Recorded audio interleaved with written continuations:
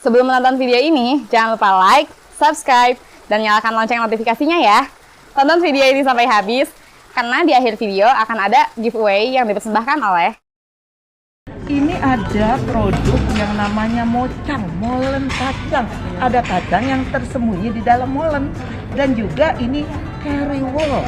Kalau bahasa Sunda mah, udah dibuka langsung disum aja. Luar biasa rasanya. Coba ya.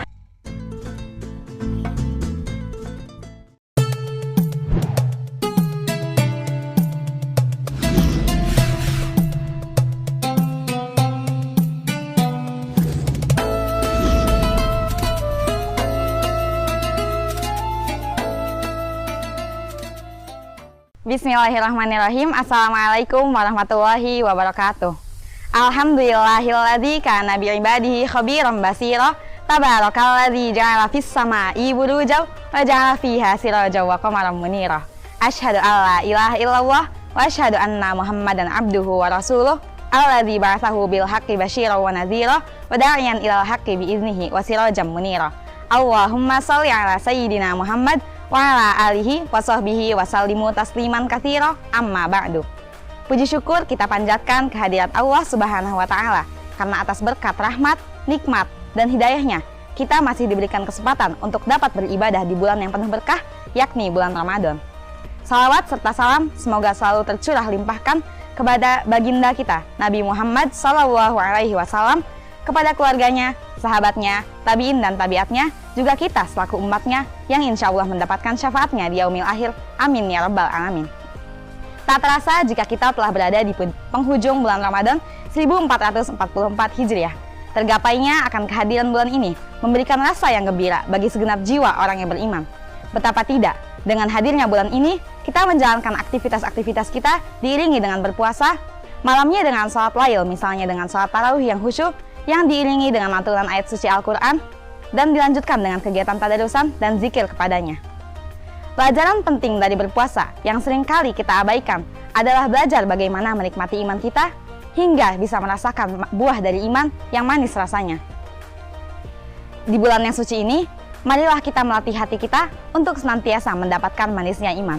Allah Subhanahu wa taala berfirman yang artinya, sesungguhnya orang-orang yang beriman ialah mereka yang apabila disebut nama Tuhannya, gemetarlah hati mereka, dan apabila dibacakan kepadanya ayat-ayatnya, maka bertambahlah iman kepadanya, dan hanya kepada Tuhanlah mereka bertawakal. Quran Surat Al-Anfal ayat 2. Manisnya iman bisa datang kapan saja, bisa saat sholat malam, melalui pintu haji, sedekah, ataupun bahkan ketika kita mengingat dosa-dosa kita di masa yang lampau.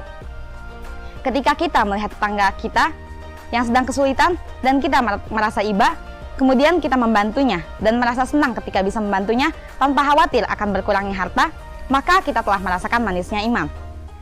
Dan lebih luar biasa lagi, jika manisnya iman tidak hanya dirasakan oleh diri kita sendiri, melainkan dapat dirasakan oleh orang yang ada di sekitar kita. Maka berbahagialah orang yang dapat merasakan manisnya iman. Ia akan mendapatkan kebahagiaan dan kegembiraan ketika hidup di dunia, dan akan mendapatkan keselamatan ketika di akhirat kelak. Rasulullah Shallallahu alaihi wasallam bersabda, "Salasun man kunna fihi wajada halawatal imani, an yakunallahu wa rasuluhu habba ilaihi mimma siwahuma, wa an yuhibbul mar'a la yuhibbuhu illa lillah, wa an yakraha an ya'udu fil kufri kama yakraha an yuqdhafa finnar." Rahul Bukhari wa Muslim. Yang artinya, ada 3 hal yang jika terdapat pada diri seorang muslim, maka ia akan merasakan manisnya iman. Yang pertama, Allah dan Rasulnya lebih ia cintai dari apapun, dan tidaklah ia mencintai seseorang melainkan karena Allah, dan ia benci kembali kepada kekufuran sebagaimana ia benci dilemparkan ke dalam api neraka. Hadis riwayat Bukhari dan Muslim. Pelajaran penting yang dapat kita ambil dari hadis tersebut yaitu, ada 3 hal penting yang jika hal tersebut terdapat pada jiwa seorang muslim, maka ia akan merasakan manisnya iman. Yang pertama, Allah dan Rasulnya lebih ia cintai dari apapun. Bila di dalam jiwa seorang muslim masih ada rasa cinta kepada makhluknya melebihi rasa cintanya kepada Allah dan Rasulnya, maka ia tidak akan merasakan manisnya iman. Ia juga tidak akan merasakan nikmatnya beribadah. Ketika berpuasa, yang dirasa hanyalah lapar dan haus serta menunggu waktu petang datang. Yang kedua, mencintai seseorang karena Allah. Bila seorang hamba bisa mencintai saudaranya karena Allah, maka ia akan senantiasa memberikan nasihat, mengajak kepada kebaikan, dan mencegah dari keburukan. Jika seseorang mencintai orang lain hanya sebatas urusan dunia atau hanya sebatas hubungan kekerabatan, maka ia tidak akan merasakan manisnya iman. Hal tersebut akan berdampak pada dirinya ketika ia melaksanakan ibadah-ibadah suci di bulan Ramadan. Yang ketiga, benci kembali kepada kekufuran.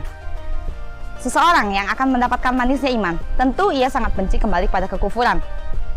Jika di dalam hati seseorang masih ada kerinduan dan keinginan untuk kemaksiatan, walau sebesar biji zarah, maka diharamkan baginya kenikmatan iman dan kelezatan beribadah.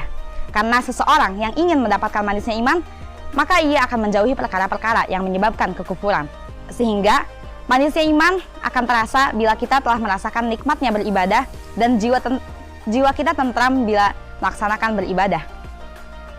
Dan orang yang merasakan manisnya iman akan senantiasa sedih dan menyesal bila hari-harinya tidak dia pergunakan untuk beribadah kepada Allah Subhanahu wa Ta'ala. Maka, jadikanlah bulan Ramadan kali ini sebagai waktu yang tepat untuk kita mencari dan mendapatkan manisnya iman dengan cara beribadah kepada Allah Subhanahu wa Ta'ala sebagai momentum untuk mempertebal keimanan kita melalui ketaatan dengan beribadah kepadanya. Semoga apa yang saya sampaikan dapat bermanfaat bagi kita semua, khususnya bagi diri saya sendiri. Kurang lebihnya mohon maaf. Wassalamualaikum warahmatullahi wabarakatuh.